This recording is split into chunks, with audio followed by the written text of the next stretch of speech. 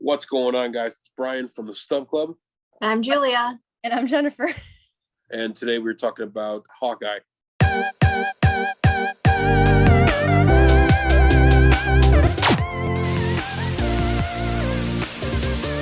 Jeremy Renner is back, and he is officially trying to make sure his family Christmas is going to happen.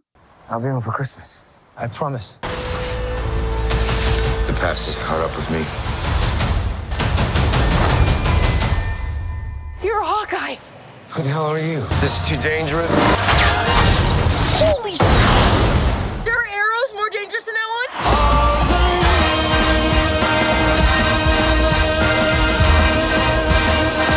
Oh, it's just some Christmas.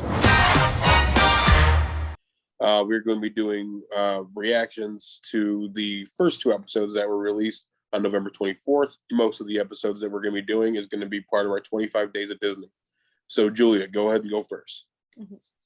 So my initial reaction when it started, I love that we came back to our main central event of 2012, the Battle of New York.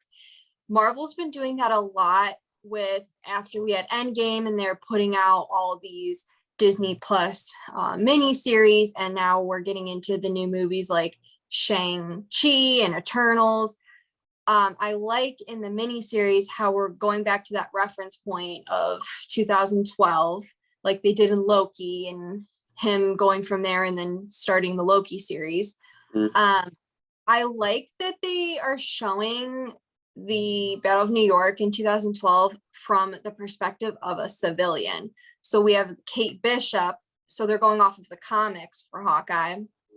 But I like that they're showing her in, like, maybe it's like a penthouse because it was very fancy, but it was just very exciting and cool to see her looking out of her window when it shattered, and she can see Hawkeye, that frame from the first movie, and that was really exciting. So we're getting back some of our history in this, and I like how Marvel's doing that. So that was just my first initial reaction when it started.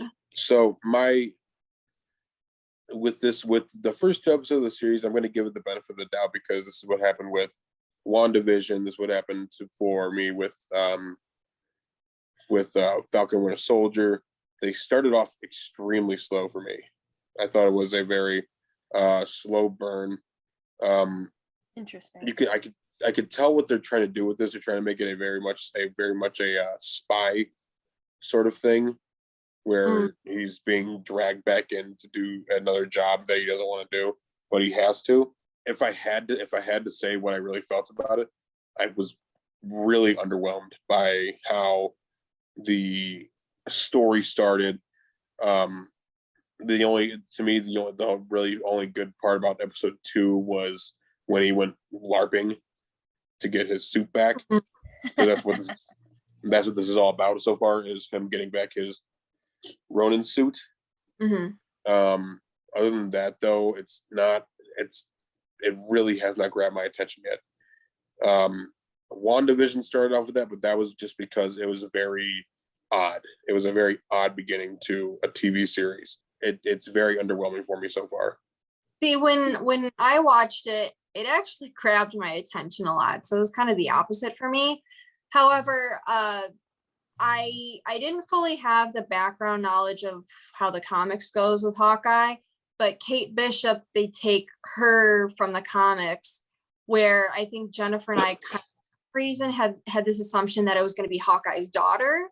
And so we were very confused at the beginning, like, who's this girl? And she has these parents. And so it was kind of taken a different direction than we expected. But it grabbed my attention during the whole entire episode 1 and 2, and I got hooked on it. And I actually think more so than Falcon and Winter Soldier, because in my opinion, Falcon and Winter Soldier kind of a little bit dragged in the beginning, and I got very confused with the flag smashers, and there was a lot going on there. But it was very easy for me to follow Hawkeye. I knew what they were referencing at the auction. I knew Ronin. I remember Hawkeye taking on that persona in Endgame before Natasha calls him back in to help after the blip.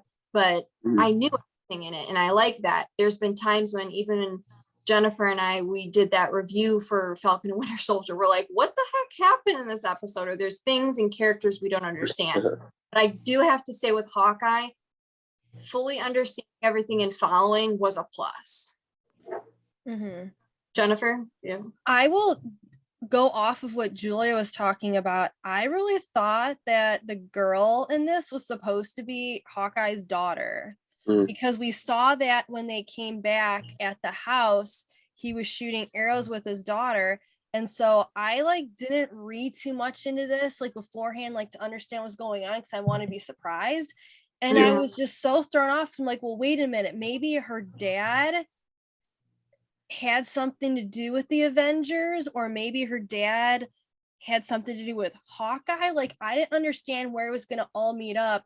And then it was the whole concept of when the, you know, the wall shattered, she saw Hawkeye, and then she made her whole life about being like him, did all the stuff with the martial arts, did the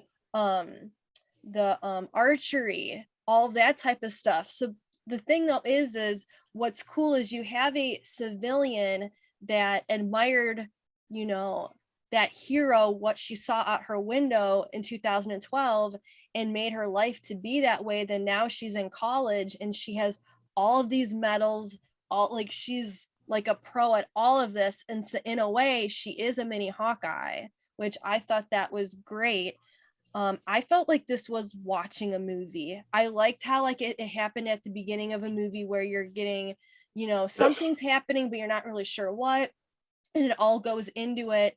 And when episode 2 ended, I was mad it ended and we had to wait a week, because in a way it's like I felt, because they put 2 episodes back to back, that we were watching a movie the whole time.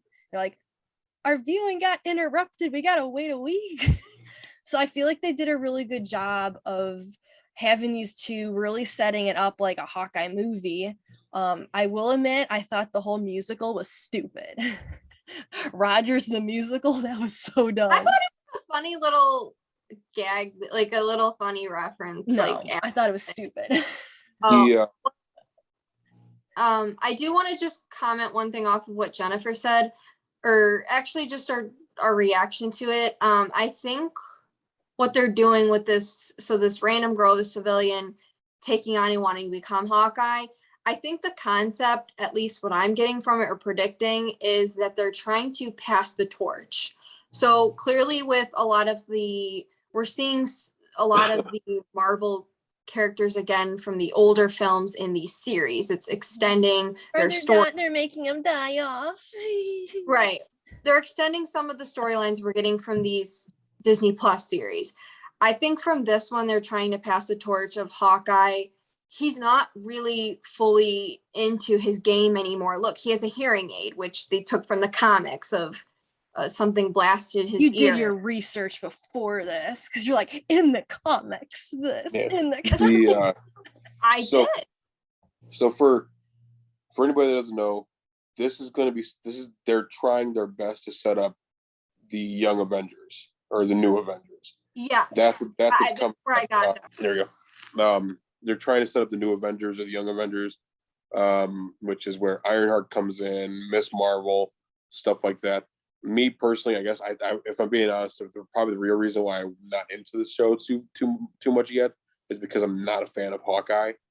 I mean, I think Jeremy Renner's done a very good job in playing the character, but the comics, I've never been a fan of him. The cartoon series, not a big fan of his. And even in the beginning movies where he was in Thor and in the Avengers, I wasn't the biggest fan, because you have characters like Iron Man, Captain America, stuff like that, where you're just more intent in watching them.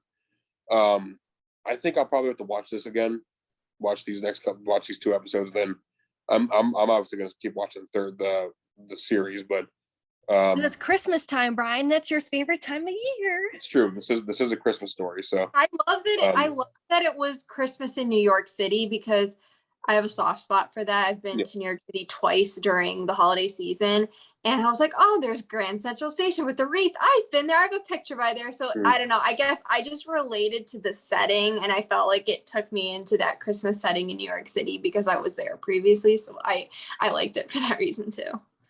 This is showing me why they didn't give Hawkeye a movie. If I'm being honest, it's just not capturing me. I didn't find Kate Bishop very intriguing either. The only intriguing character for me was the dog. The dog's so cute. And he is cute. He likes pizza. So I am gonna watch it again. I'm not gonna give this a dud rating because it is the first couple episodes of a brand new series. But if this is what it's gonna be like for the rest of the time, Well, what have other people been Yeah. saying online, Brian? Have you been reading? Like, I haven't read anything about the series. Like, if people are complaining or liked it, have you seen anything? The only thing that I've seen about it is that people are trying to boycott it because they're not giving the rightful dues to a creator for Hawkeye. Because if you look at his images for the Hawkeye comic that he did compared to what you see for screenshots or for promotional art for the Hawkeye TV show, they are extremely similar. So people are trying to boycott it, which obviously isn't going to work. And so that's the only thing that I've seen. I really haven't paid attention to the reviews yet because I wanted to review it or watch it by myself. Damn. But I was very underwhelmed by it, which again, Falcon Winter Soldier, WandaVision, even What If, Marvel What If, they didn't have the best first couple episodes. Going back and watching them again now, knowing what's going to happen, they're really good. They're really fun to watch, and they're really fun to see all the little things that happen in these first couple episodes that you see later on in the series that are fun. But with this, I can't really say that it's going to be one of my favorites. Again, that might change going into episode 6 when it comes out. But other than that, make sure you tell us what your opinion is, what you felt about the first couple episodes, and what you're expecting from the next 4. And like, comment, subscribe, and we'll see you next time here on Stub Club Entertainment. See you Bye, guys. guys.